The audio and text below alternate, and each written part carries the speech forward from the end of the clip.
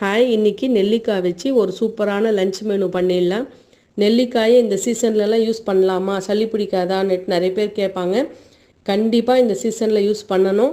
ஏன் அப்படின்னா நம்மளுக்கு இம்யூனிட்டி பூஸ்ட் பண்ணுறதுக்கு, நல்ல நமக்கு எதிர்பார்ட்டில் கொடுக்கறதுக்கு நெல்லிக்காய் யூஸ் ஆகுது. அதனால் நெல்லிக்காயை எல்லா சீசன்லேயும் நம்ம சேர்த்துக்கலாம். இப்போ இந்த ரெசிபி பண்ணுறதுக்கு நான் 5 நெல்லிக்காய் எடுத்திருக்கேன். இது ஒரு 10 நிமிஷம் தண்ணியில் வேக வச்சு எடுத்துக்கலாம். இப்போ பாருங்கள், அழகாக மலர்ந்துருச்சு, நல்லா வெந்திருக்கு. இது 1 பார்ட் ரெசிபி தான். அதனால் சின்ன குக்கரில் கொஞ்சமாக எண்ணெய் விட்டு கடுகு, வெந்தயம், கடலைப்பருப்பு இது நல்லா பொரிஞ்சு வந்ததுக்கப்புறம் ஒரு துண்டு இஞ்சி, 2 பச்சை மிளகா, தக்காளி போட்டு வேக வச்ச நெல்லிக்காயையும் போட்டு நல்லா கிளறி விட்டுடலாம். இப்போ 1 ஸ்பூன் மஞ்சத்தூளோட நான் துவரம்பருப்பை 1 கப் எடுத்து அதை தண்ணியில் கொஞ்சம் ஊற வச்சுருக்கேன்.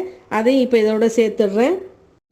இந்த பருப்பு கூட 1 டம்ளர் தண்ணி சேர்த்துட்டு கல் உப்பு தேவையான அளவு போட்டுட்டு, நான் வீட்டில் அரைச்ச சாம்பார் பொடி இருக்குது, அது 1 ஸ்பூன் நல்லா காரமாக இருக்கும், அதனால் 1 ஸ்பூன் சேர்த்துக்கிறேன்.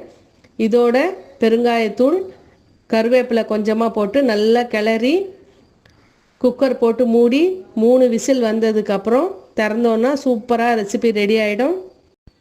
இப்போ குக்கர் விசில் போயிட்டு எடுத்துட்டோம். நல்லா மத்து வச்சு இப்போ நல்லா கடைஞ்சிடலாம். இது மத்து வச்சு கடையும் போது தான் உங்களுக்கு நல்லா திக்னஸ் இருக்கும். இந்த நெல்லிக்காய் நல்லா மசிஞ்சு இருக்கும். பருப்போடு ஒன்றா கலந்து சாப்பிடும்போது தான் அது நல்லா டேஸ்ட் இருக்கும். நான் இதில் அரிசி மாவுலாம் எதுவும் கலக்கலை. உங்களுக்கு திக்னஸ் வேணும் அப்படின்னா கொஞ்சமாக 1 ஸ்பூன் அரிசி மாவு சேர்த்துக்கலாம். சூடான சாதத்தில் கொஞ்சமாக நெய் விட்டு இந்த ஆந்திரா ஸ்டைல் நெல்லிக்காய் பப்புவை போட்டு நல்லா பிசைஞ்சு அப்பளத்தோடு நான் இன்றைக்கி சுண்டல் பண்ணியிருக்கேன், அதோடு சேர்த்து சாப்பிடும்போது அட்டகாசமாக சூப்பராக இருக்கும். நீங்களும் செஞ்சு பாருங்கள். வித்யா மைண்ட்ஸ் லைக் பண்ணுங்கள், ஷேர் பண்ணுங்கள், சப்ஸ்கிரைப் பண்ணுங்கள். Tata, bye by.